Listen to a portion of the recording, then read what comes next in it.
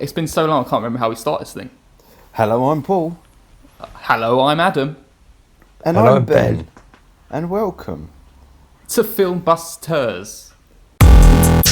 FilmBusters. Oh, my eyes are extremely watery. Oh. It has been so long. Ben is a married man now. Oh, we're actually podcasting. Okay. Yes. It's been such a long time. 6 weeks. I was talking about my watery eyes. And Yes, 6 it's weeks fine. Ben's Adam's married. got watery eyes. Ben's a married man. Look how old we've all become. I'm just so tearful that I'm so happy that He's we're become back an together. emotional human being now he's grown up. Yeah. This I'm is a just beautiful thing. happy the gang is back together. Oh, it's lovely, isn't it? It's about time. Last time we did was Endgame. That feels like ages ago. It does Oh feel my like ages God. ago. Endgame, up to about a week and a half ago, was the last movie I'd seen as well. I only watched one movie for all of May. Oh, my eyes, It man. was a good movie, though. What's wrong with your eyes? I keep watering. You need some antihistamine. I'm not allergic to anything. I just got watery eyes because I'm tired. No. been Nobody woken gets up. watery eyes because they're tired. They get Yeah, watery you eyes wake when they're up. allergic. When you first wake up in the morning, No. you get them. No. Don't be silly. Don't be silly, Adam. Adam's got the infection. He's got damn pink eye. This is a morning record. An early morning record. This is our third early morning record, and we always This is say the earliest we we've ever shouldn't do done it. early morning records anymore. Well, Julio said that he couldn't tell the difference on our last one, so that was pretty good. Oh well, that's all right. Shout out to the contrarians there. Well done. Yeah, we always got to get one in. Anyway, here's the situation. We haven't recorded in 6 weeks because of various things, not least I got married and then went on honeymoon, and then we were all backed up. And these Yes. boys were very cross. So, I did have the poos. We were never crossed. Let me just say, at the end of Endgame, what film did we say we were going to watch? John John Wick. Wick. Okay, so we followed through. That's fine. Yep. That's because we were backed up. Yes, we were backed up. Now we followed through. Well done, Adam. Right, should we get into the quiz? Oh, yes. Okay, so we haven't done this quiz in a long time, but Ben, he's on 7, Adam's on 2, and I'm on 7. So we are level pegging, me and Ben. Since when did you get on the level pegging with me? I forgot about that. Last episode, mate. Oh. You started saying that, like, the deja vu scene, there was a chicken or a cow or something, not a cat. Like Oh, everyone yeah, knows there yeah. is. Fucking hell, Paul, that memory. Yeah. Right, so if anyone who has just joined this podcast for the first time, we do a little quiz every episode. I ask Adam and Ben 2 questions. If they get them right, they get a point. If they get them wrong, I get the point. And that's pretty much the rules. Should we go Oh, straight yes. into it? Straight. Please. Okay. The first question is a tagline question, because I love doing a tagline question. Oh. All Here we about the go. tagline questions. Name where this tagline is from. Kitten, please. Keanu? Yes! Oh, yes. Kitten, please. Kitten, you- please. This is a very apt question for this week Well, for John can Wick. Can I say something, right? Every single time I do a tagline, I make it to do with the film we're talking about. Spoilers. Oh, spoiler alert for future quizzes. Yes, so that's a little hint for all our following podcasts. Have you two seen Keanu? I haven't. No. I want to. Haven't you? Both of you got to watch it. It's so good. Adam, you in particular, I think would love it. I watched Bill and Ted's Excellent Adventure yesterday. You say Yes. Ben and Ted. Bill and Ted's Ben and Ted the Flower Pot Men. Excellent Adventures. The movie. It was most. the black and white Oh. movie with the strings and everything. Imagine they actually remade that now. I don't even know. Is that a worldwide thing, or is that just an English thing? I don't know. Is that a British thing? Bill and Ben. Bill and Ben, I think it is a British thing because it doesn't really appeal to anyone even in Britain, No, so it I doesn't. can't imagine it It's true. translating. Maybe our American listeners could let us know if Bill and Ben Yes, please transferred do. across the pond. I can imagine them doing like a live action version Oh, nowadays. You know, that would be Horrendous. creepy. Right, well done. You're on 8, Ben. Thanks. Okay, so Hey. this goes to this next question, which I kind of like.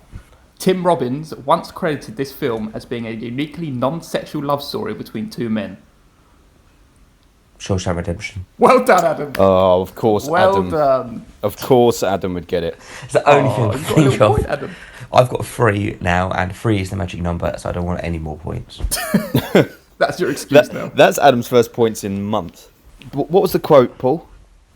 Tim Robbins once credited this film as being a uniquely non-sexual love story between 2 men. Why does he have to even say it like that, though? It's weird. It's a weird way to describe it, isn't exactly. it? Like, if you say it's a unique love story between two men, people would go, well, it's not a love story. But then if you say a non-sexual love story, it makes you go, weird. Oh, so you obviously think it is sexual because you're making efforts to say it's not. It's like, it's non-sexual, guys. Yeah, that's what it's why even say that? And it doesn't strike me as a love story between two men at all. Yeah. In a non-sexual way. It's not a love story. That's like Tom Hanks saying Green Mile was about a non-sexual relationship with a big man. Toy Story is a non-sexual love story between a spaceman and a cowboy. Tim Allen is in a lot of trouble, isn't he, for not being black enough in that interview? What? So there's a video where there's a black guy who's interviewing Tom Hanks and Tim Allen for the new Toy Story.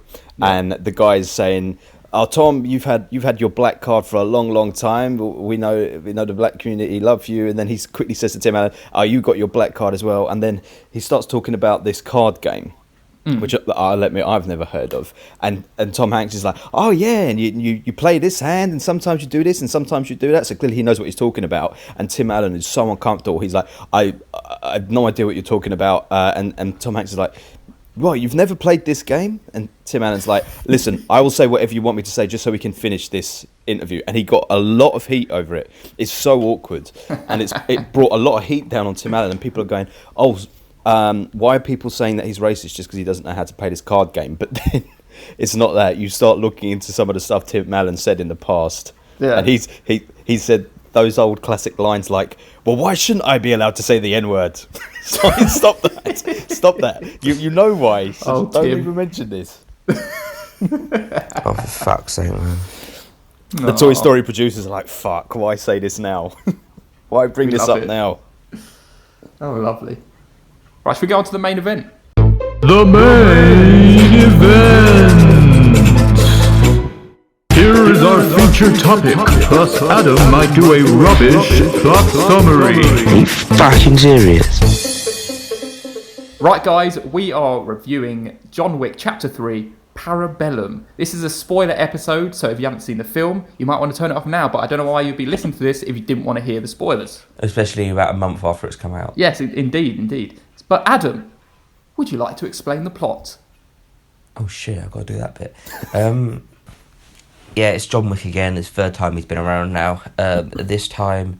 Oh shit, what did he have to do? Shit, what did he have to do?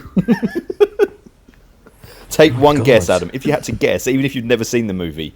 Oh my god. Imagine you haven't seen the movie. What's the plot? Guess it. He has to, clear his name. Or was that the second one? That was the second one.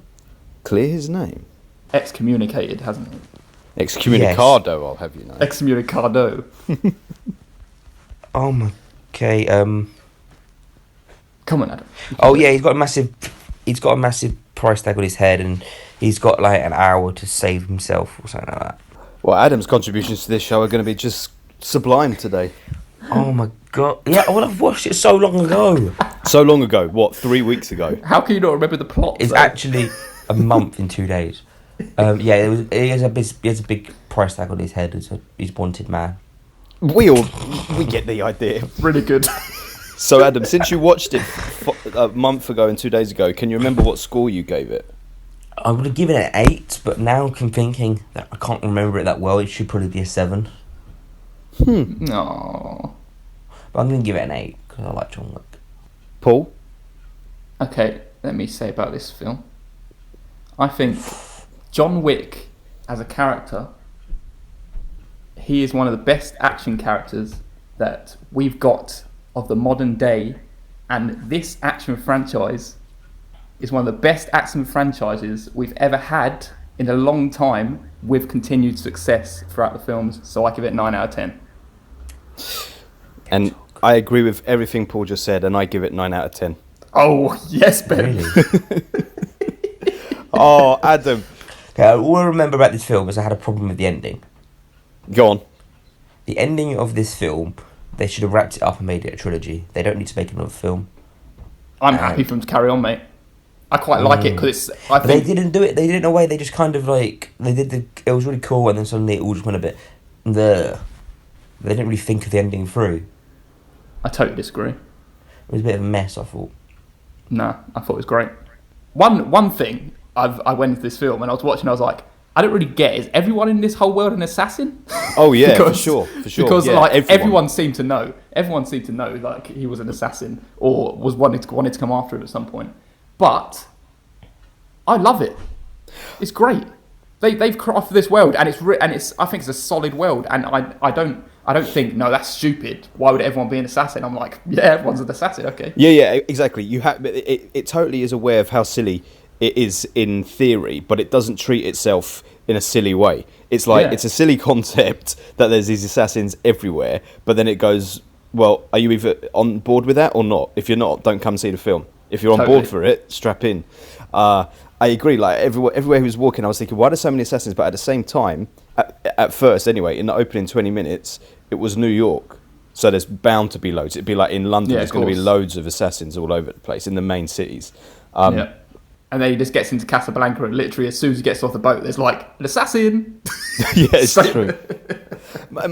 This whole film was totally mental. I loved it from start to beginning. Like I said to Jenny afterwards, the thing that was incredible about it, and this is how I knew I was enjoying it, was there were so many times in the film where I was literally saying to myself, I'm having so much fun watching this film. You know, sometimes 100%. You watch a film and at the end you go, oh yeah, that was good. But while I was watching it, I was getting so excited that I was watching it because it was so much fun. It's because you haven't watched a film in so long, Ben. I know, maybe that's what it is. That could have helped. It probably did. It was wonderful. Yeah, I just remember the ending being a mess, and I just thought, well, it's a bit of a silly ending. I wouldn't call it a mess, but I can possibly see what you're getting at, because for one thing, in theory, I would have liked it to have been a trilogy, but as Paul said, I think it's got the legs to keep going because this is a pretty cool world. But the thing that I didn't like about the ending was the way that Winston just turned on John Wick, which, okay, I can believe, but I thought when I was watching it that it was a setup on the adjudicator, because when he was shooting, he shot John Wick 3 times, and it seemed like the bullets were like bouncing off him. Yeah, because he's got a bulletproof suit, hasn't he? That passed me by entirely. Yeah. So what my take on this is, because the concierge, he was like, well played. Cause I think he's thinking, this is the only way John Wick's going to get out of this if I shoot him and make him fall off, and hopefully survives. Well, I'm not entirely... So I kind of was going with that, right? But when he said well played, I thought, okay, yeah, I agree with what you're saying. But then... He had to look on his face. Yeah, and he calls him that boogeyman name, whatever it is. You know, the sort of like Russian-sounding name? The Baba Yaga? Yeah. Yeah. He says that word. So, obviously, he is worried. Yeah. The only thing that I think they could have done differently was the fact that it's almost like this next film is going to start from the same kind of thing again. Everyone's after him again. Because it's nothing's really changed. He's still wanted man. Would you see it as that? Yeah, but people might think he's dead. No, they know he's not dead, because she went in and said he's gone. Yeah, John Wick is gone. Well, I guess the next one could be quite good, because it's almost like a stealthy John Wick where no one knows he's alive and he can literally go after whoever he wants. It's going to be bringing down the system, right? It's going to be bringing down the system. Him and Morpheus fucking shit up. Yeah. Which I'm happy about. Yeah, my brother was saying, I think this is a Matrix like spin-off. I was waiting in the for Matrix or like something. And I was like, nah. In a way, right? You could read into it. At the end, you've got Lawrence Fishburne and Keanu Reeves are joining forces to bring down a system that they've had enough with. Yeah. Which is a kind of Matrix throw to, right? Yeah. Is that your John Wick impression there, Paul? You just going, yeah. Yes, indeed. How much emphasis did they make on him saying yeah in this film? Was that a joke from a previous film or something? I don't think so. He said it, every time he said it, people in my cinema were laughing. And it's obviously important that at the end of the movie, it's the last fucking line as well. I know. I was thinking this line could even make or break this ending. It's like depending how cheesy it'd be. But then I was just like, I'm getting along with it. I'm happy with it. I know, I'll go with it. I think it's just a Keanu Reeves sort of like in-joke type thing, because I think they were taking the piss out of the fact that Keanu Reeves, he's not, and this is the thing, he's not a great actor, but he's in good films, and he's an amazing action star. Yes. He's so committed to the role, but Totally. he can't deliver lines for shit. Oh, no. You He can really tell as well, can't. but it's kind of like, I don't even care. I know. just love him. I just love him. I love him as a Keanu person. Reeves is like, has made himself again with these films. He's like Yeah. top Hollywood now because of these films. See, so this is what I mean when you know that you think that I'm being contrary and grumpy and stuff when I don't say that I don't really like action films and stuff like that. I do when they're well made, and this is fucking well made. Totally. It was amazing. Everything. Like the effort, the choreography. The choreography in this is film. It's like insane, man. absolutely insane. And the sections of action are so long, and it's like it almost feels like it's one shot. It's true. Like, what is going on? Like, and you're constantly like looking around. Like, you have to look in the background. What's happening on? It's so quick, unrelenting action. It's beautiful. What was your favourite action scene in this one? With the throwing of the knives, the first scene. Yeah, that stands out for me. The whole opening bit, from the throwing of the knives to the killing that guy with the book and the horses that were just kicking people's heads in, that was all incredible. I feel like the first quarter of the film was so much more brutal than the rest of it. Like the breaking of his neck on that book, that was mental. And also the fighting of that big giant is such a strange scene, but it was really good. Yeah. And then the throwing the knives where he stabs that guy in the eye. So brutal. Do you know what was more brutal? When he stabbed that guy on the skull and the knife didn't penetrate. Oh, yes. But the And blade he just went smashed it. ding. You're like, oh my God, that would hurt so much. So much. I just love the way when he So shoots much. people and he just like one in the chest, one on the head. Yeah. Moves on. That's his style, isn't it? Yeah, it's so cool. And then And him throwing that axe as well when that guy's still alive. Brutal. Oh, yeah, totally brutal. And just all of that was insane. When I was watching it, I was thinking, fucking hell, there's someone waiting to write an article in the local newspaper about how bad this is for knife crime in London or something. Yes, how it's encouraging knife crime because there were just blades aplenty. Fantastic, that scene where he's just throwing those knives like 1, 2, I know. 3 just into different people. So good. So good. What was the other bit that I like? I thought the whole final bit in the whole glass office was very well done as well. done. What did you think about the scene with the dogs? Because I've heard so I've spoken to people about this before, and they said they didn't like it. They preferred John Wick by himself. I liked The it. dog liked scene it. was brilliant. Yeah. I like the dogs. It's like, okay, we've shown you this choreography now of us fighting. Let's get some animals involved as well, and it worked just as well. The dogs and Halle Berry were a good addition. Yeah, definitely. I thought they were a good addition. I just heard people not like him, so I thought you might not like. Did you think that Bronn from Game of Thrones had killed that one dog at first? Yeah. No, because I knew he had a bulletproof vest on. Oh, you're such a spoiler with your bulletproof vest, Paul. I know. Not everybody has a bulletproof vest. Excuse me, Paul. At what time did they ever say that John Wick had a bulletproof suit? In the second one. Did they? I can't remember that. I couldn't remember either, but when Halle Berry shot him.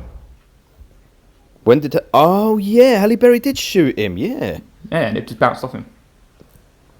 True. In the second film, when he goes to Italy, and when he's going to go fuck up the party, he gets a bulletproof suit. Well remembered. I wish I'd. Okay, well then. Well then, that's weird that they got Winston at the end to call him by his boogeyman name, because it can mean one of two things. It can mean that he really does think John Wick is that boogeyman and he's going to come for him, or he's thinking, I just saved his life, and now he will live on as the boogeyman. He still lives. Or Interesting. either way, I'm happy either way, however it goes. I could see either way as like a good plot line. Yeah, definitely. Definitely. What else? What else was very fun about what this else film? I put down? I love the villain. Or, well, when I say the villain, the bald guy, who was like so camp. Really it was good. very good. Very, very And that's funny. what I really appreciate with this film as well is in this world of assassins, everyone loves John Wick and like appreciates him for being an amazing assassin he is. And if they didn't, he probably would be dead by now. Yeah, because they kept pausing. Yeah, they kept pausing like, no, I'm not going to kill John Wick because he's I want to fight him. I want to be the one to fight him, kind of thing. Yeah. like the two guys fight, and then John Wick appreciates them at the end, and he says, "Yeah, I'll just leave you alone now. It's fine." Yeah, I know. Yeah. I'm not going to do anything to you. What do you think of the horse scene? I liked it. I liked it when he was kicking heads in with the horse feet. That was great. Did you think he overdid it with the twice? What, kicking the heads in twice? Yeah. No. Why? No. And neither did What's I. wrong with It was that? just like reloading a gun. My brother thought it was overdone. I quite liked it. I liked it. But there was one thing that was funny. When he was in the stables and he was fighting the one guy, there was a horse in the background that kept rearing up. And I thought, oh, right, it's a robot. Because it just keeps rearing up. But then I looked and it's like, no, it's not. There's just a horse literally behind John Wick that keeps rearing up on its back legs. And I thought, how traumatized must that horse have been to have consistently been doing it? It was like an animatronic because it kept doing it. Never noticed it. See, the thing, I think I loved the whole film. It was just the ending of the film that I thought a little And bit. yeah, I know what you mean. That can sometimes like put a dampen on the rest of the film, can't it? When an ending. Because now you're not talking as good. about this again. I can remember all these scenes that I really enjoyed, all these parts. But all I can really remember was the ending, and I thought, nah. That's a shame because that's why you're giving it an 8, Adam. Yeah. Yeah, you see, because I really wanted to give this film a 9 or 10. Would you have? I thought I love the other ones. Bam! Oh, this one's got to be the same.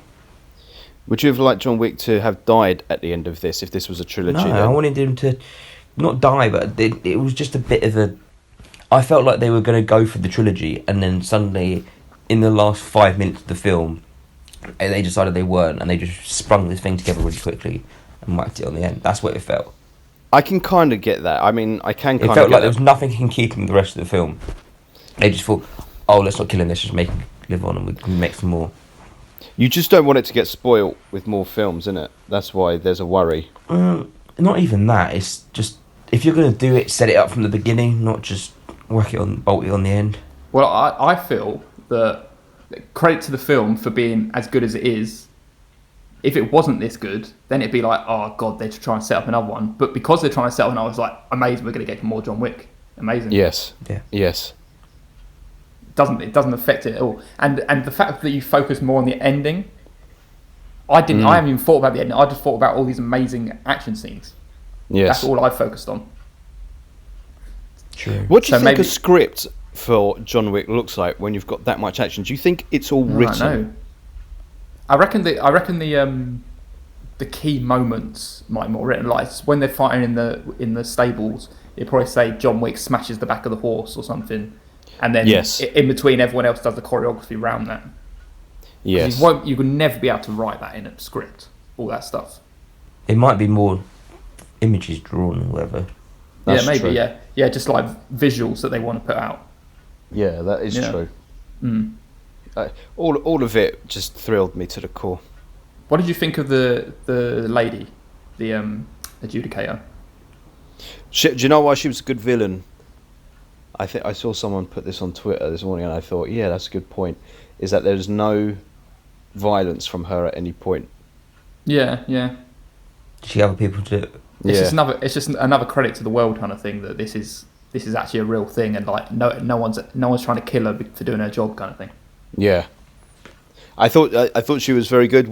Before she spoke, I thought, well, she's going to be some kind of European. Yeah. And then she's like, oh right, she's American. So they totally made her look European. I think that's what's cool about the John Wick world is that everything looks sort of off and weird. It's very contained in that world. Like when the subtitles come up, they're in that very stylized way, and people look a certain way. Subtitle. Yeah, I like it. And I really, really like that call centre where you've got all the tattooed women who are putting stuff up on chalkboards and answering the phones to say, like, John Wick will be excommunicado in 30 minutes, and all of that stuff is great. Yeah, I think that's what makes it so well done, is the fact that it's in a real world that we know, but it's just like slightly off with these little like flecks of something different that we can kind of accept it more. Yes. And that's what I like. It's good. They did a great job. He totally feels like the director, I'm saying now, because of all this stylized way of filming, it feels like he's not from America, but he is. He's an American filmmaker. But if you think about it, it feels like a French stylized film in terms of the visuals. Yeah. But it's good that heavily inspired. Yeah, for sure. Do you know that the director, Chad Stahelski, I think, Stahelski, yeah, that's about that he was Brandon Lee's stunt double on The Crow, Oh, fantastic. and he is the Crow for most of that film. Oh, of course, yeah. That's pretty cool, wow. isn't it? That is a good fact. Yes. So he obviously got a taste for the theatrics on that. Yes, I think it helps indeed. if you're a director of an action film, when you've done stunt work, you have a thorough understanding Yeah, totally. of what's involved. Totally, yeah. It's like with any craft, you can't be a manager of something if you haven't really done it yourself. You don't have that in-depth understanding. Yeah. And that's probably why most actions don't work, because they think of the choreography after the film, when if he's going into it thinking of the choreography before the film and how he's going to style it, then it's going to be something totally different. Yeah. And all credit to him and to Keanu for committing completely to the training and the role. Totally. And you can see it's Keanu for most of the time. Yes. That's what I was thinking. It's quite obviously him for quite a bit, unless his stunt double is like his brother. No, There he's was fantastic. one moment in the film where I looked and I'm like, that's not Keanu, and it was a motorbike scene. I was about to say the exact same thing. Yeah, when he was going underneath like the archway. Yeah, or something. And there was just a close up that was a little too. It lingered a little too long, and I was like, oh yeah, that's not. Yeah, him. I saw that as well. But I was thinking, he's doing all the fight scenes. I don't care. If he I know, does it on a motorbike. Mate, I couldn't do 1 minute's worth of stuff in this Of film course that not, he did. Brilliant. And so you know the section. What do you think of this section, boys? When he returns from Casablanca and he gets off the train, and the assassins are kind of waiting for him, and a few people are killed. Some assassins kill some assassins, and then he kills one assassin in that train station. And while all that's happening, everyone around just doesn't bat an eyelid. Yes, I was going to say that. I forgot to put it in my notes. What do you think? Yeah, and What's is that that about? when they just suddenly disappears? Yeah, and he keeps disappearing, and so does the assassin. I don't know. I don't really think. Like cool. everyone, but the fact that everyone in the train station, it was packed, And they keep walking through the middle, don't they? and nobody is batting an eyelid that people have died. I see it more of a this universe. It happens every day, and people are just used to it. Yeah. What did it make you think then? Or is it like people just don't, like, big city living, people aren't even looking. Yeah, like they don't even notice. Mm-hmm. Or they were all assassins. Yeah, everyone's an assassin anyway. Yeah. It's an assassin world. Everyone is an assassin, everyone's a killer. Because nobody at any point in the film, I don't think, was surprised. In fact, that's what's nice about it. Because there's no, like, innocents who get caught up. There's no people screaming and... That is true, isn't it? There's nobody who's an innocent. Nobody ever is surprised to see the action. Yeah. Which is good, I guess, because it's a waste of acting. It's like now you're going to be surprised. Totally. Yeah, the assassins don't seem to go after innocents either. No. Like, for their own play. Like, do you know when they're in the train station, the people are crossing their paths, and it's like, we're not even going to cross their paths to get to you. We're just going to wait. Although didn't the guy say, see, that's a difference, or that's why I admire you, I wouldn't have stopped? Yeah, but then he has stopped. Yes, it's true. Oh, God. No, but wasn't Keanu going to kill him and then he stopped? Maybe, yeah. But we know that he loves John Wick, so he wouldn't want to kill him anyway. I don't think anyone wants to kill John Wick, really. No, it's true. If someone was going to kill John Wick from that film, if John Wick was going to die in that film, who would you have wanted it to have been? Morpheus. I probably would have been Winston. Yeah, Someone I would want it to be the guy who was only given a name, Sharon, the concierge for the Continental. Oh, okay, yeah. Oh, he's dog. I love that guy, man. I love him so much. Yeah, he's done he's a really good job in this film as well. Yeah. It's like the fact that for the past two films he's just been this concierge sitting on a desk, and now he goes out shooting. There's a reason I have this job. yeah, exactly. Yeah, they didn't just hire me in the fucking paper. I know this world. I also love all the, like, camp imagery. Like, it feels like a 70s Hammer horror type thing when you've got things like the discs that have got their bloody fingerprint in, and the crucifix that acts as a ticket. I love all that stuff. It's cool, really, man. Really good, really good. I've got a marker. You've got to give me safe passage. All of that stuff is just great fun. ripping the necklace off, and then it burns his back with the Oh, cross mate. upside down. My man got burnt twice in that film. Yes, had a finger chopped off. Didn't you think when his finger was Yeah, he lopped got off? his finger chopped off. He got his finger lopped off, and the man stole his wedding ring. I was so disappointed that he didn't get a chance to have revenge on that man to get his wedding ring back. He's like, Yeah, just the take my full film. wedding ring. That's coming back then, isn't it? That's coming back.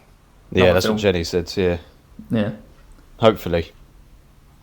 I want him to get his ring back. Why not have a finger to put it on, though? Why didn't he put it on his other finger? I know it wouldn't have been his wedding finger, but keep the damn ring. It must have been part of the payment. It seemed like, because it's like, yeah, that'd do. Your wedding True. ring and your finger. I think it's kind of more like you're giving up your life for the company now. So it's kind of a statement. At that point when he did that, I didn't believe he actually had the intention of going and killing Winston. Because I thought, why would he? He's not a bad guy and he likes Winston. But then he does go back with the intention to kill Winston, and then Winston's like, well, you can kill me or we can do this. I think he couldn't find any other way out. So it's like, this, I just have to do it. Is his head or someone else's, you know? Yeah, I suppose. And I guess that's why Winston turned so easy. If he did turn, that is. That henchman that is apparently called Zero, and like how good he was, and all his like flunkies, like the way they came out of the shadows, you didn't even realise they were in the scene until they sort of revealed themselves from a position, was very cool. Yeah, very good lighting. Yes. Yes, that was very cool. And like when he got back to the Continental and he comes in and he sits on the couch next to him, that was all funny, man. And the mirror scene, well, it's the mirror room, which works well. And then there's, I love the subtlety, right? The two guys are smashing him into each like glass cabinet, and they're smashing into every glass cabinet. And then the end guy smashes into the cabinet when he kills him. Oh yeah.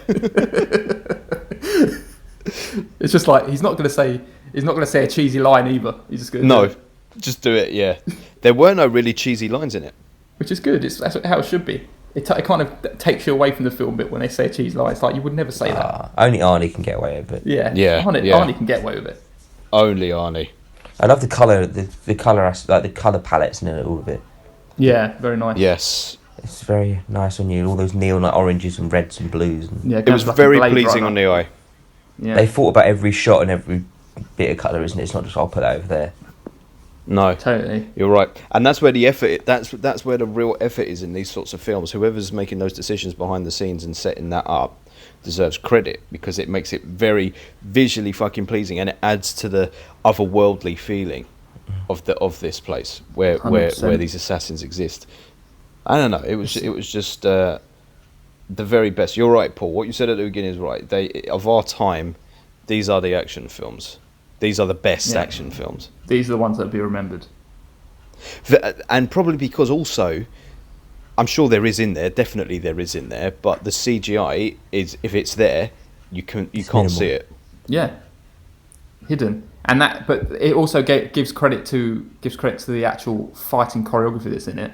Half the time when you watch these things, you can't see people's faces, so you think it's not really them, or people are not really doing stunts. But it's like, or you do that Christopher Nolan trick of making it too blurry to tell. Yeah. Like I cannot think of anything action-wise that comes close to how good it was. The Raid. Very true. And Dredd, but Dredd was a very good story. I haven't seen the Dredd film. Yeah, Dredd was good. I need to watch the Raid again. Well, John Wick was a success then. John Wick was a success, and has it really taken top spot? So that means... So let's just think about this. I'm so happy about it. It has the same amount of points as Endgame, which is our top film we've ever reviewed. Right? Yeah. I've rated Endgame higher than John Wick, so I have to pick Endgame. Yes. I picked John Wick, of course. Yes, and then Adam... I'm going to give it to John Wick. Then John Wick's our top film. Wonderful. I feel like John Wick deserves it more than Endgame. So John Wick 3, since we started this podcast, is our top film. Ever reviewed. The last two films we've done have been broken the top spot. So we have John Wick, Endgame, and 3 Billboards as our top 3 films ever from this podcast. That's brilliant. Yeah. I'm happy with And that. then what's Toy Story going to do? And not too sure, mate. Not too sure. I think it would be Rotten good. Tomatoes. I think it'd be good. but I just don't really like this Sporky. But I haven't met him yet. It's not even a fucking toy, man. Which one's Keanu Reeves? I think Stuntman Mike. Stuntman, yeah, Stuntman. Oh, okay. Stuntman Bob or whatever. Stuntman Mike's from that Death Proof. That's our next film then, yeah? Toy Story. Yeah, and it comes out next week. Oh. Right, guys, thanks for listening to that podcast. We enjoyed it and we hope you did too. You can get in touch with us at FilmBustersPod on Instagram, Facebook and Twitter, or you can email us at filmbusterspod@outlook.com. And we also now have a website, guys, with all our content on, which is www.filmbusterspod.co.uk. And as well, we have our personal Twitter accounts. I'm at FilmBustersPaul. I'm at FilmBusters Adam. And I'm at FilmBusters Ben. And that was a hell of a lot of plugs I had to do there. There's too many plugs. So long. FilmBusters.